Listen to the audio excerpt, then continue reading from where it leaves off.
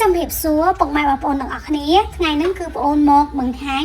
ពីគល់ស្លឹកគ្រៃបងប្អូនទាំងអស់គ្នាចានិយាយទៅគឺអត្ថប្រយោជន៍វាគឺច្រើនមែនតើចាអញ្ចឹងចាំបងអូនរៀបរាប់ជូនថាគល់ស្លឹកគ្រៃហ្នឹងគឺមានអត្ថប្រយោជន៍បែបម៉េចអញ្ចឹងណាចាអញ្ចឹងគល់ស្លឹកគ្រៃយើងគឺសម្បូរទៅដោយជាតិដែកបន្សាបជាតិពុលព្យាបាលជំងឺផ្ដាសាយប្រឆាំងនឹងជំងឺមហារីកបង្កើនស្គរឈាមជំនួយដល់ពោះវៀនតូចលាងសម្អាតជាតិពុលក្នុងថ្លើមនិងតម្រងនោមប្រឆាំងនឹងជំងឺរលាកសន្លាក់ផ្សេងអញ្ចឹងបងណាធ្វើការ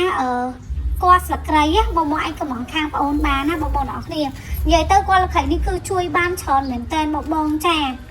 ហើយនិយាយទៅបងណាដែលស្រឡាញ់សុខភាពបងអាចកំងគល់ស្លឹកគ្រៃនេះបានបងព្រោះអីគល់ស្លឹកគ្រៃនេះគឺធម្មជាតិ 100% ហ្មងណាគឺយកបងដែលយកទៅធ្វើលក្ខណៈតែអីគឺល្អមែនតើចាហើយសម្រាប់គល់វាគឺមកល្មមបងអត់តូចពេកទេគឺមកល្មមចាបងណាត្រូវការបងអាចកំងខាងបងអូនបានណាបងកំងយកទៅលក់តក៏បានដែរតែមានមកសមមកល្មមអញ្ចឹងបងអាចទៅតមកខាងបងអូនបាន